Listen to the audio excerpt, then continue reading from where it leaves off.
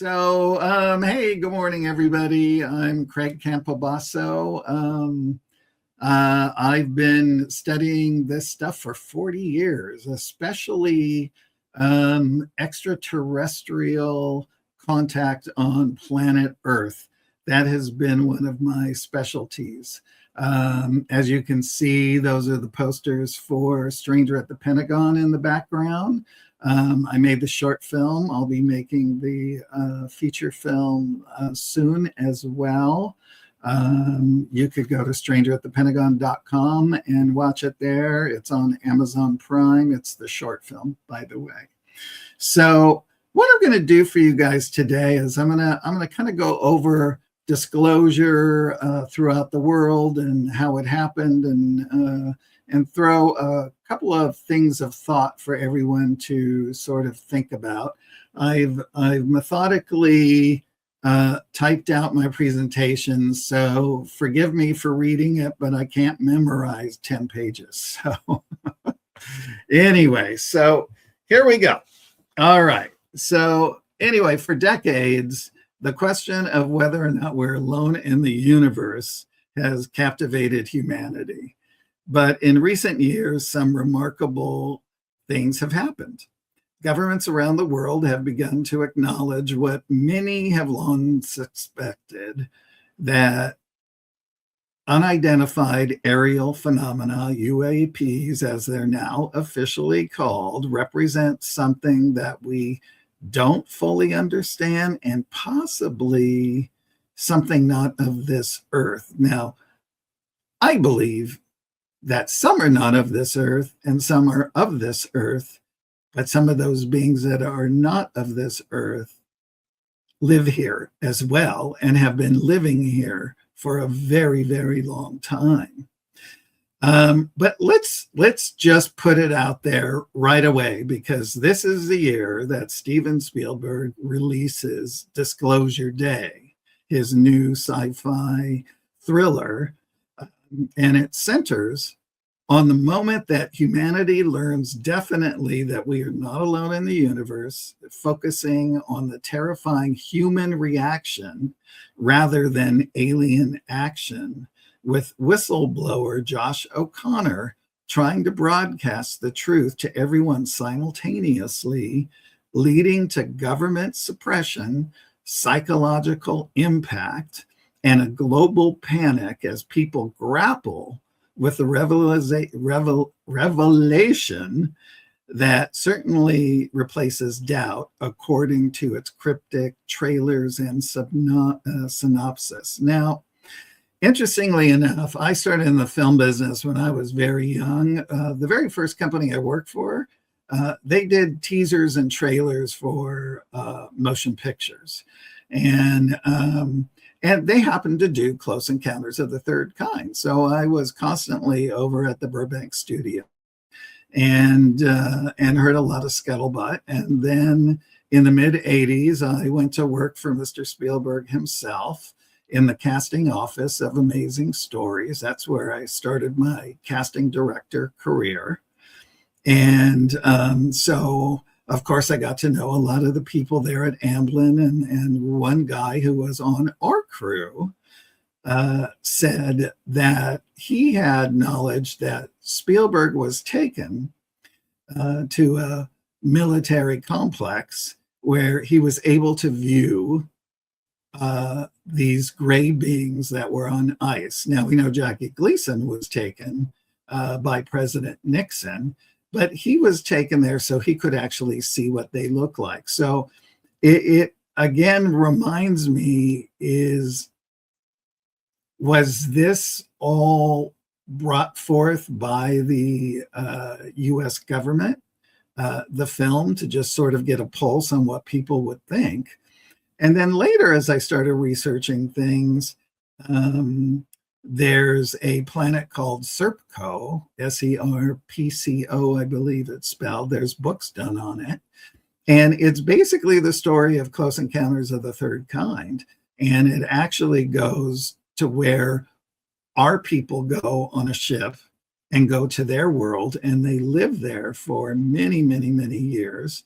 On the return date, They had found, I think, one or two had passed away on the planet. Another person did not want to leave the planet because they loved it so much.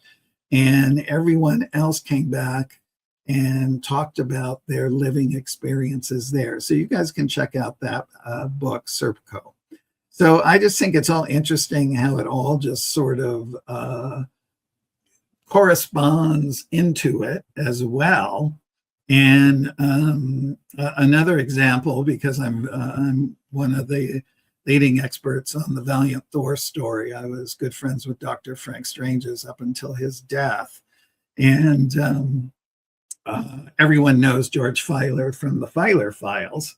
And George was a major back at the Pentagon during the time Valiant Thor was there. He told me that when he was on an airplane, he actually sat next to Michael Rennie. And Michael Rennie told him that the day the Earth stood still was actually financed by the U.S. government. I did a whole thing with Steve Bassett on a show about all these different things that the government actually funds that are sci-fi based. And but what I knew is that Valiant Thor had been here well before 1957. That Dr. Frank told me he was here well before the 30s, and it had been known that some other fully conscious beings. Valiant Thor was a created being, which means he did not have a belly button. So he is what we would be considered an angelic, because they are created from the Godhead, not created by man and woman. So these fully conscious beings had come and told our government that a universal emissary was coming. So the movie came out, I believe, in 1952. And again, it makes me go back and think, did they create this movie just to get a pulse on what the population would think, right? Because Klaatu definitely was a being, an enlightened being. And remember, everybody was afraid of him because they didn't know and they didn't understand him. So I just find it all very, very fascinating and interesting. So, all right, let's move on. All right, so now, for most of the 20th century, discussions about UFOs and extraterrestrial life were relegated to the fringes of society. We all know that many, many years ago, just going and doing UFO conferences, you couldn't get any press out there. You couldn't get anybody because they just wouldn't touch this stuff. But those who reported sightings were often dismissed, ridiculed, or accused of seeking attention. And the subject was taboo in serious scientific and political circles. Now, we know that there were several people that were out in the public that were paid by the government to say it was swamp gas, to say it was this, to say it was that, and just to ridicule it. They even had cartoonists making fun of everything. So you remember in the 50s, there was a big wave of UFO movies. So it started there, but it might have started a little bit before there, because I want to bring up a case. It's the 1933 Milan crash, which is part of Italy's fascist UFO files, where a saucer supposedly crashed near Milan and was investigated by secret Mussolini authorized group, which they called Cabinet RS-33, and that craft was stored in hangars at the SIAI Marchetti hangars. Now, there's no details that the U.S. took possession from this specific event, but they are now starting to come to light that the U.S. did get that. So this would be an interesting question maybe for you guys to ask Michael Sherratt, since he is so well known on this, because if we did get it way back then under the Roosevelt administration, then that means that was the very first case where the UFO cover-ups began. So that would be 1933. That's pretty fascinating. Anyway, but over the past couple of decades, things started to change, and we have witnessed a remarkable shift. Military pilots, intelligence officials, government agencies have begun speaking openly about encounters with objects that defy our understanding of physics and aerospace technologies. These aren't fringe figures. These are credible witnesses with impeccable credentials backed by radar data, infrared footage, and multiple sensor confirmation. Now, the stigma is lifting, and in its place, we find something perhaps more unsettling: official acknowledgement that there are things in our sky that we cannot explain. So let's start with the United States, which has perhaps the most complex relationship with UFO disclosure. For decades, the US government maintained that UFOs were either misidentifications, hoaxes, or at most classified military projects.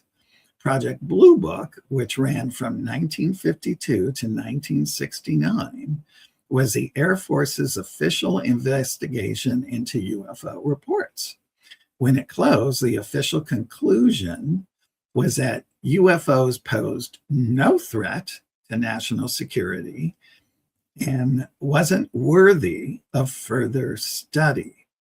Now, we know that Paul Hynek has sort of taken the torch from his father, J. Allen Hynek, who was the head of Project Blue Book. He was there his whole life. He knows many of those things.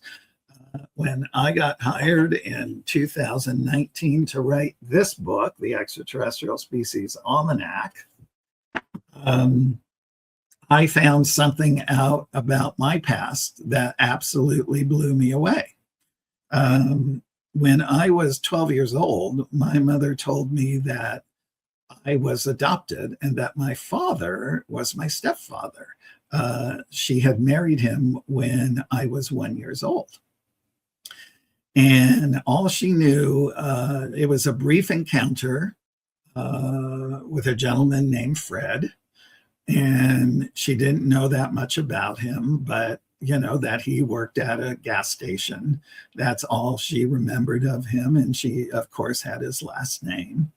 And so when I started writing the book, I got this just off the cuff phone call from a genealogist who said she was my fourth or fifth cousin on my mother's side. And she was looking for information, which I gave her. And I said, look, I've been trying to find this biological father of mine, and I can't find him on the internet. Can you find him? And she said, yes, I can find anyone. Well, lo and behold, she found him. And but unfortunately, he had passed away in 2006. So she told me where he was buried, which was at Forest Lawn across from Warner Brothers. Interestingly enough, his middle name was Warner. And so I went down to the cemetery the very next morning and said, did anybody call? Do you have anybody's name when you called to pick up Fred's body? And she said, let me look. She goes, yeah, I do have a name. She gave it to me. It was a different last name than Fred's, but she didn't have a phone number. So I came home. I looked it up. It was a 74-year-old gentleman living around the corner from me, literally. I wrote him a letter. It had his address. A couple of days later, his son called me. And, you know, and I said, oh, did your father know Fred? And I, of course, put my picture in there. And he said, no, actually, it's his half brother, my father. And I'm really only calling because the picture you put in there, you are an exact doppelganger for him. And I said, you're kidding. So So we met. We had a 3-hour incredible dinner, right, with my uncle, who I'm very close with him and his family now. I have 3 cousins. And so about an hour into the dinner, I said, well, just tell me all about him. You know, I knew he went into the Air Guard. Their mother, they had the same mother, had to sign a piece of paper because he was underage. They put him right into the Air Force at 18. And then he looked at me and he said, oh, and by the way, he was in Project Blue Book. And I literally, my tongue fell out of my mouth. And I said, do you even know what that is? He goes, well, kinda. And my cousin said, well, I know what it is. And my brother knows what it is because we used to hound him for stuff on UFOs, but he would never talk. So interestingly enough, I obtained his military records. It did show that he worked in intelligence, and I met some other people who were higher up in the military, and they said that his numbers do not match anything that they know of. So it made me think that maybe this was a special identification just for the government that has that. So of course, here he is working for Project Blue Book for the government in UFOs and extraterrestrials. And I end up writing books for MUFON, which is the public's venue for UFOs and extraterrestrials. And I thought, wow, it's just in the DNA. But it goes beyond that. Is when he decided to come home, he ultimately became the head of construction at Warner Brothers. And he did movies and TV sets. And he was so busy, my uncle said he lived in a trailer, literally on the lot.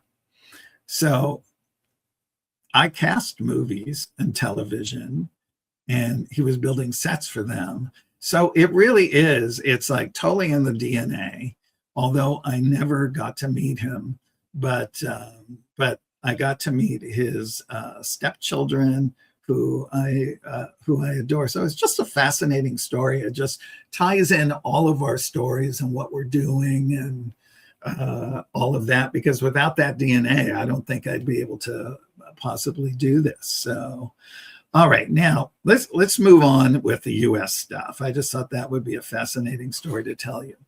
So in 2017, we all know that the New York Times published a bombshell article revealing the existence of Advanced Aerospace Threat Identification Program, a secret Pentagon initiative that investigated UAP encounters from 2007 to 2012. Along with this revelation came the release of the now famous videos, the Tic Tac incident, gimbal or go fast footage captured by Navy fighter pilots showing objects performing maneuvers that seem to violate the laws of physics. So we all know that those ships look like Tic Tacs, right? But what a lot of people didn't know is when a lot of them were above the ocean, that they could see from above that there was a giant mothership shaped like a Tic Tac beneath the ocean that they were hovering over. All right, so in 2020, the Pentagon officially released these videos confirming their authenticity. Then in June 2021, the Office of the Director of National Intelligence released a preliminary assessment on UAPs to Congress. The report examined 144 incidents reported by military personnel between 2004 and 2021. Of these, the government could explain only one. The rest remain identified. Now, the report didn't claim that these were extraterrestrial craft, but it didn't rule it out either. It acknowledged that some UAPs appeared to demonstrate advanced technology and stated that they could pose a threat to flight safety and national security. Now, in 2022, NASA announced that it would conduct its own independent study of UAPs. And in 2023, Congress held public hearings where military witnesses testified under oath about their encounters with unexplained craft. Former intelligence officer David Grush testified that the US government has retrieved craft of non-human origin and has been reverse engineering them in secret programs. Well, we all know about this from George Knapp and the Bob Lazar case. Many years ago in the 90s, I was at the UFO Congress out in Arizona. Bob Lazar came to talk. It was the biggest conference room you ever saw. There wasn't an inch that you could get into that room. All the seats were taken and everyone was filed in. It was the most fascinating talk to just hear him relay it in person. And of course, being interviewed by George Knapp, the master who knows about all this stuff. So, all right. So let's move on to Latin America. All right. So while the U.S. has been cautiously lifting the veil, some Latin American countries have been remarkably more transparent. Brazil opened its UFO files to the public in 2004, releasing thousands of previously classified documents. These files included reports from military pilots, air traffic controllers, and radar operators describing encounters with unknown objects. One of the most famous Brazilian cases is the 1977 Operation Saucer in Colares, where residents reported being attacked by beams of light from strange objects in the sky. The Brazilian Air Force investigated and documented the events extensively, including photographs of injuries allegedly caused by these beams.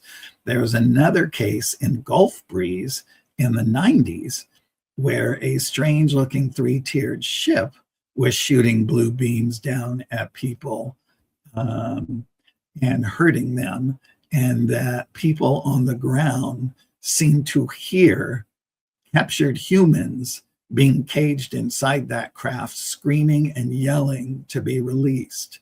Now, that ship looked like a beehive. And I remember Dr. Frank telling me that Valiant Thor told him that if you ever see a craft that looks like a beehive, run as fast as you can. They are pure evil. And when I saw that, it just reminded me of that craft. All right, so let's go back to Brazil. So in 2010, Brazilian military officials held a press conference at the National Press Club, publicly acknowledging that UFOs have been tracked on radar and encountered by military aircraft. They called for an international cooperation in studying the phenomenon. Chile has been equally forthcoming. In 2014, the Chilean government established CEFAA, the Committee for the Study of Anomalous Aerial Phenomenon, under the Civil Aviation Authority. CEFAA has released numerous videos and reports of UAP encounters by Chilean pilots and military personnel. Their approach has been refreshingly scientific. They investigate, document, and publicly release cases they cannot explain. One notable Chilean case involved a Navy helicopter in 2014 that captured infrared footage of an object releasing some kind of plume or trail. After a thorough 2-year investigation involving scientists, meteorologists, and aviation experts, CEFAA released the footage publicly, stating that they could not identify the object. Now, European countries have taken various approaches to disclosure, but several have been notably open. France has been studying UFOs since the 1970s. And GEIPAN has investigated thousands of cases and maintains a public database where citizens can access reports. Now, wouldn't that be interesting if we could access all the government reports? While they classify most sightings as explainable, about 20% of them in the unexplained category, cases with sufficient data that defy conventional explanation. The UK released its entire archive of UFO reports in 2008, spanning decades of investigations by the Ministry of Defense, while the Ministry of Defense concluded that UFOs pose no threat to national security. The released files contain numerous compelling cases, including encounters reported by military personnel. Belgium also experienced one of the most famous UFO waves in 1989 to 1990, where triangular objects were reported by thousands of witnesses, including police officers. The Belgian Air Force scrambled F-16 fighters to intercept one of these objects, which was tracked on radar. The military held a press conference and released radar data stating that they could not identify the objects. All right, so let's move on to Russia and China. They represent two of the world's most secretive nations when it comes to UAPs, but even they have made some acknowledgments. Russian military officials and cosmonauts have, on various occasions, spoken about encounters with unexplained phenomena. Files from the Soviet era, partially released after the USSR's collapse, documented numerous military encounters with UFOs. However, systematic disclosure has been limited and much remains classified. China has officially acknowledged the existence of UFOs and has conducted research into the phenomena, though details are actually scarce. Chinese military pilots have reported encounters, and some Chinese scientists have called for a more open investigation into UAPs. So both nations likely possess significant data on UAPs, but given their security cultures, full disclosure seems unlikely in the near future. All right, let's go to a few little other notable disclosures. So Mexico has been relatively open about UAP encounters, with the Mexican Air Force releasing infrared footage in 2004 showing multiple objects detected during a drug surveillance mission. Canada has released some of its UFO files, and the Canadian government has acknowledged that military personnel have reported encounters with unexplained objects. Peru's Air Force established an office to investigate UAPs and has released some reports and footage publicly. Even the Vatican has weighed in. Vatican astronomers have stated that belief in extraterrestrial life doesn't conflict with Catholic theology, opening a door for religious acceptance of the possibility. So really, what are we dealing with here? So after all these disclosures, what do we actually know? The honest answer is not as much as we'd like, but that's why we're here today, sharing in all these forums. So what we know is this, that there are credible witnesses, military pilots, trained observers, scientists have encountered objects in our sky that display characteristics beyond our own technology. These objects have been tracked on multiple sensor systems simultaneously.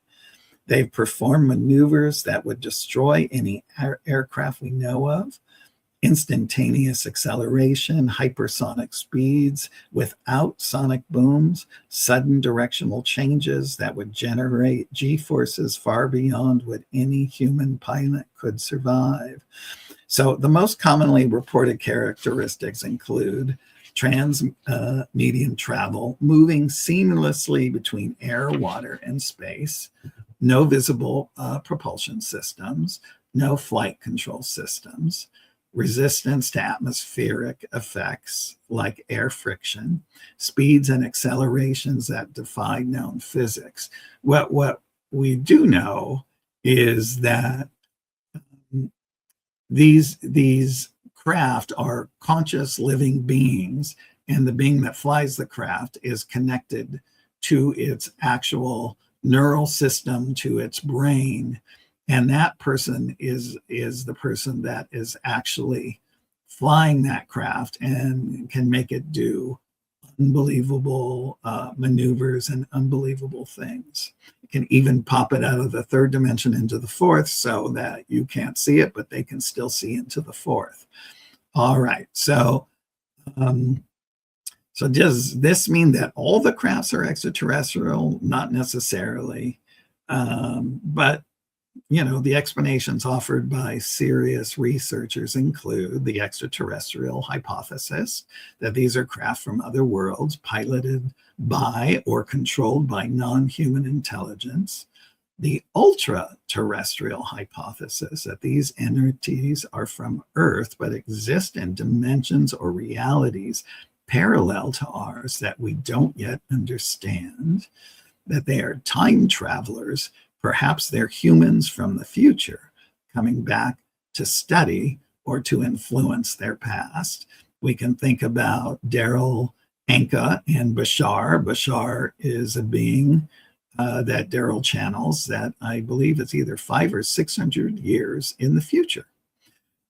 Secret human technology, some suggests that these advanced black budget programs developed by world governments, plasma or atmospheric phenomena, natural phenomenon that we don't yet understand, that can appear as solid objects. There's a lot of times that we see this plasma and then the craft appears and then it can disappear again.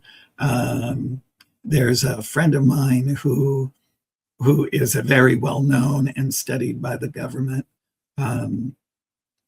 contactee, and on his prior property to the one that he's living on now, you would get the plasma, and then you would get the being or whatever was coming through, and then you would get the plasma again. I actually took a picture of one of the beings that was visiting him. That was a very strange looking being. Its legs ended where our knees are. Then it had a gigantically long, thin torso, very short legs,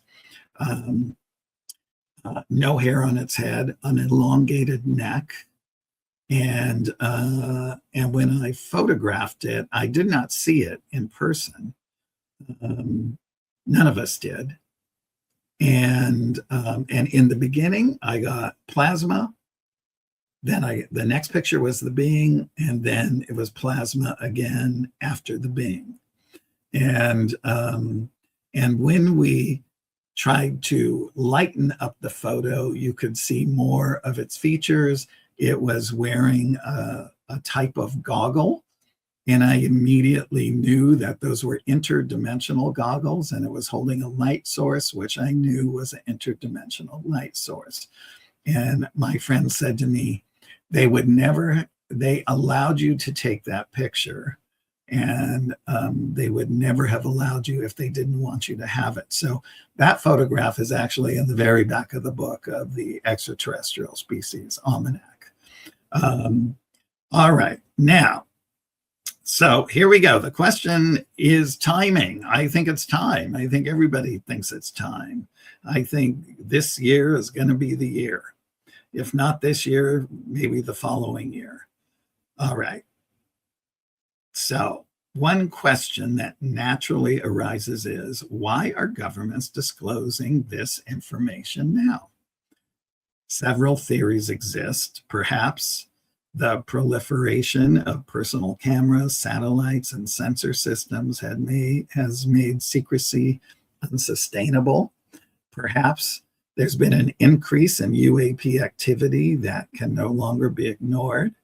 Some suggest that disclosure is being staged gradually to prevent societal panic and upheaval, which I believe that. Others point to practical concerns. If these objects represent advanced technologies, there's an arms race implication. No nation wants to be caught off guard if these craft represent a breakthrough in physics and engineering. There's also the generational shift. Younger scientists, politicians, and military officials are less bound by the old stigma and more willing to investigate with open minds. All right, so what is the implication of contact? If we are indeed facing evidence of extraterrestrial intelligence, the implications are staggering. This would be the most significant discovery in human history, fundamentally altering our understanding of our place in the cosmos. Now, we know way back in ancient Egypt and ancient civilizations that beings were visiting them. They drew grays, they drew flying saucers, they drew men in spacesuits, because that was their form of art back in those times. So we know that they were actually visiting them. All right, so now from a scientific perspective, it would revolutionize physics, engineering, and biology. How do these craft operate? What principles of propulsion and energy generation do they use? How has life evolved elsewhere? What can it teach us about our own origins? From a philosophical and religious perspective, it would challenge many of our assumptions about humanity's uniqueness and purpose. Every religion and philosophy would need to integrate this new reality into their worldviews. From a geopolitical perspective, it could either unite humanity facing the reality that we're not alone, might make our earthly conflicts seem petty, or it would spark new conflicts over access to technology or communication with these entities. Well, I will tell you, there is one thing that they will not do. They're not going to give technology until this planet has actually become fully conscious. So that means that your light and your dark now work one and one for humanity. So there's no longer service to self. And when that happens, they will share everything and we will become a part of that. Now, also from a social perspective, it would likely cause significant disruption. Economic systems, power struggles, and social hierarchies built on scarcity and competition might be challenged if these beings possess technology that could provide abundant energy and resources. And why is that? Because everything would be free. We would become a free society, just like all of the galactic star nations that are in unison with their own hearts and minds. And I mean, if you could only feel it, if you were an experiencer, I'm an experiencer. And it is one of the most beautiful things you can ever experience is when they share their soul with you. I mean, I have broken down and cried many times because it's so beautiful. All right, so here we go. What are we going to do on the path forward? So several things are essential as we navigate this unprecedented territory. Transparency. Governments must continue to declassify information and be honest with their citizens. The era of dismissing and ridiculing witnesses must end. Democracy cannot function when citizens are kept in the dark about fundamental aspects of reality. scientific. We need serious scientific investigation free from stigma and ridicule. NASA's involvement is a positive step, but we need more resources dedicated to understanding UAPs through the scientific mind. Just a little interesting note, there are many super starseeds being incarnated onto the planet now, because there's been many, many, many generations of starseeds with parents. And as each one grows and evolves more, then those children coming in can bring more of their soul in. I have met several of these children, and they are showing me all the things that they're going to build and do to make this world a better place.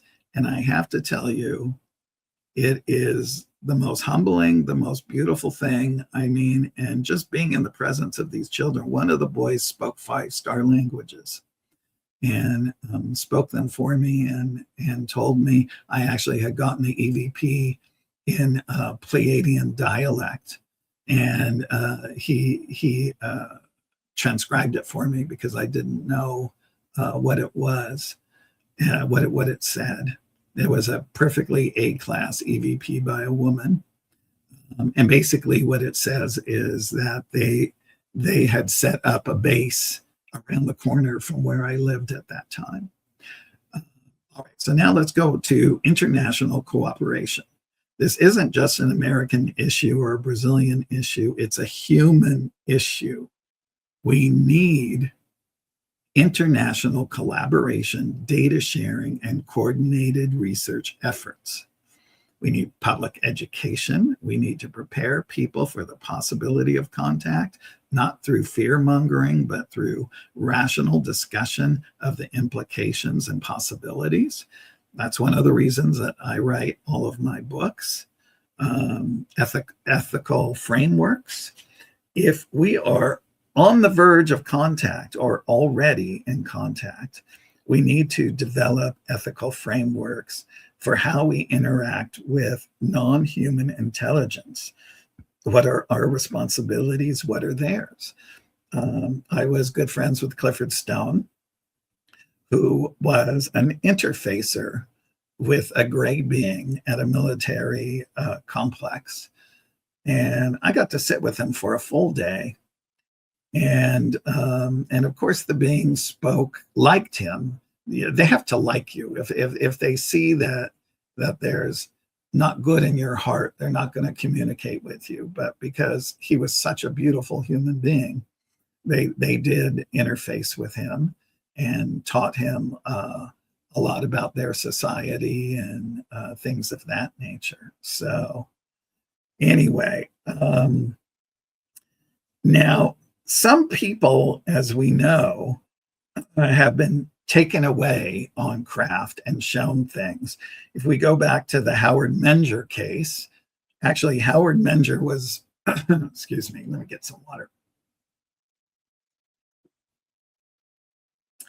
Howard Menger was a contactee along with his wife, Rose. When him and Rose broke up, he ultimately married another woman as well. I'm just trying to think of her name, and I know her name and I can't think of it, but it'll come to me. Now, he was taken by these human extraterrestrials in their craft to the moon. He had photographs and things. Things didn't really photograph too well on ships or in the moon. But if you look up Howard Menger, I'm sure you can find he had written a few books, and his second wife I spoke to at length when I was writing The Stranger at the Pentagon script, because they were there. That was when Valiant Thor showed up in his backyard with his Vice Commander Don and another vice commander, Zan's wife, who has blonde hair, and they called her Jill. And so it was interesting to get her, Connie Menger, that's her name. Thank you, Connie Menger. And so I flew down to Vero Beach. Her children allowed me to meet with her under their supervision. I felt very honored to do that because they hadn't allowed anybody else. They hadn't allowed any of the other ufologists or anything of that nature. So it was interesting to hear her side of the story as well about that faithful day that Valiant Thor was there, and the pictures were taken by August C. Roberts, who was a retired military Air Force photographer. He had supposedly taken 150 pictures that day. And I think what is on the internet is maybe about 15. So we're not really quite sure what happened to all of the other photos as well. And I know for a fact that Dr. Frank Stranges went on Valiant Thor's Craft Victor 1 many times. This is Victor 1 right there. This is the poster. It has, this is all the rooms and everything on it. All of this stuff, if you want it, is on stranger@thepentagon.com. And he told me the minute you walk on the ship, you go through a cleansing process. You have to take off all your clothes. You go through this sort of cleansing mist, and then you put on a like they wear like a uniform, and then you're brought on the ship. But he told me if you wear glasses, you don't need glasses. If you limped, you no longer limp. Whatever ailment you have, you are in perfect working order. And I remember that he told me he was going to Las Vegas because Valiant Thor's ship is stationed at Lake Mead, and they would come and pick him up. They had a car, which was bought for them by Dr. Lee, who also used to live near Dr. Frank, but Dr. Lee became 100 and they made him come and live on the ship.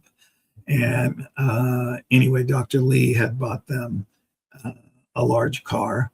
And so that car is stored in the hull along with motorcycles and boats and other things like that for them to get around on planet Earth. And anyway, Dr. Frank called me that weekend and I didn't even recognize his voice. And he said, that he was on the ship. And I said, "You sound so young. You sound like a 30-year-old man." And he goes, "I know, when you're on the ship, that's what happens." So anyway, I got to experience it in that part. He did go to his starship many, many times and told me about the amazing different beings that he saw there. One race of beings I had never heard of before. He said that they had zebra skin, like it was patterned like a zebra in black and white. And he just thought that was fascinating. And I just sort of filed it in the back of my head. And then one day I was listening to Linda Moulton Howe, and she was talking to a woman who was a contactee. And the race of beings she was in contact with actually had this zebra patterned skin. So I thought that was extremely, extremely fascinating. All right, let's see what else we got here. All right.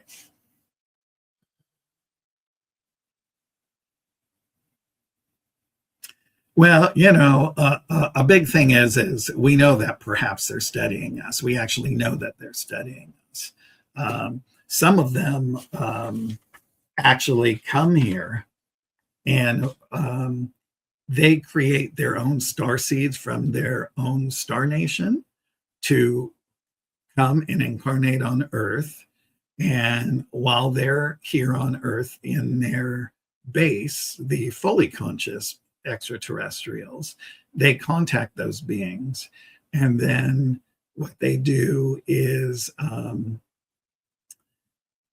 they can upgrade them as they're going along as well, and that they can create hybrids also with them, because they have the soul key within them, but then they can also give them, when they're young, they can give them some intelligence as well. Mini starseeds are like that. And I know for a fact I've met many starseeds that actually work for the government and CIA, because they are extremely smart as well. So, all right, let's see. And yeah, and so when they're here, what they do is, like, let's talk about that other race, is that they start breeding with humans, right? And then as they keep going, the signature is there, the soul signature of that particular race. Like, let's say if it's a tall white, right? That then they start to look more and more like us, but they also